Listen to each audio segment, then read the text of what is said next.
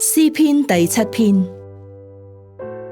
大衛指着便雅憫人古實的話，向耶和華唱的流離歌。耶和華我的神啊，我投靠你，求你救我脫離一切追趕我的人，將我救拔出來。恐怕他們像獅子撕裂我，甚至撕碎，無人搭救。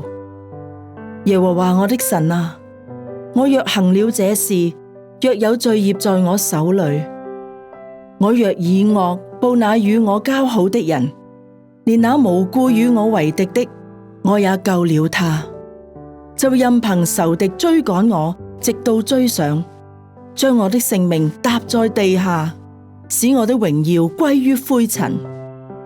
耶和華，求你在怒中起來，挺身而立，抵擋我敵人的暴怒。求你為我興起，你已經命定施行審判。願眾民的會環繞你，願你從其上歸於高位。耶和華向眾民施行審判。耶和華，求你按我的公義和我心中的純正判斷我。願惡人的惡斷絕，願你堅立義人，因為公義的神察驗人的心腸肺腑。神是我的盾牌，他拯救心裏正直的人。神是公義的審判者，又是天天向惡人發怒的神。若有人不回頭，他的刀必磨快，弓必上弦，預備妥當了。他也預備了殺人的器械，他所射的是火箭。試看惡人因奸惡而劬勞，所懷的是毒害，所生的是虛假。他掘了坑，又挖深了，竟丟在自己所挖的井裏。他的毒害必臨到他自己的頭上，他的強暴必落到他自己的腦袋上。我要照着耶和華的公義稱謝他，歌頌耶和華至高者的名。你有冇試過俾人無故攻擊，或者遭受到不公平嘅對待，感到有冤無路訴？我相信好多人都有類似嘅經歷。今日我哋嚟睇嘅詩篇第7篇，呢首係一首哀求詩，就係當人被惡意批評、受到誣告傷害嘅時候，向神真誠嘅呼求。呢段經文係有一個好悲傷嘅背景。當時大衛面對住便雅憫人古實，古實係掃羅王嘅一個密探，佢對大衛作出虛假嘅指控，加深咗掃羅對大衛嘅憎恨，要四處揾佢，將佢置於死地。大衛面對嘅處境就好似有好多兇殘嘅獅子追趕住佢，要撕裂佢。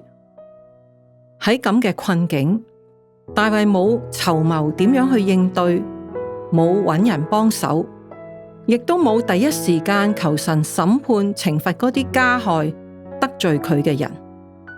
佢首先想到自己，雖然自問係無辜被屈，佢喺第8、第9節裏面仍然以真誠敞開嘅態度，求神按佢嘅公義同埋佢心中嘅純正去判斷佢，求呢位公義嘅神察驗人嘅心腸肺腑。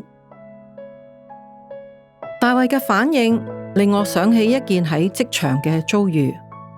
有一段時間，我同一位出咗名好難服侍嘅上司一齊做嘢。呢一位上司喜怒無常，情緒唔穩定，同事都好驚佢。可能佢知道我係基督徒，唔知點解佢對我嘅態度好多時都唔留情面，講一啲令我感到好難堪嘅說話。我表面上對佢仍然保持着和善同埋合作嘅態度，但係心裏面卻充滿咗對佢好多嘅不滿、輕視同埋論斷。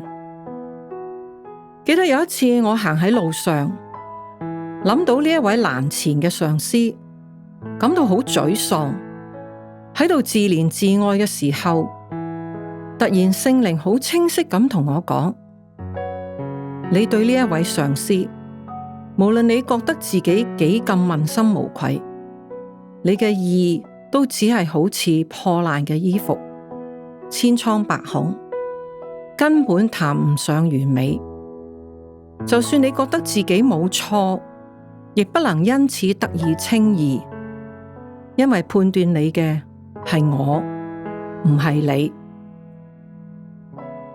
當聽到主對我溫柔又堅定嘅提醒，我好震驚，立刻停低自己嘅思想，向主認罪，求佢嘅幫助。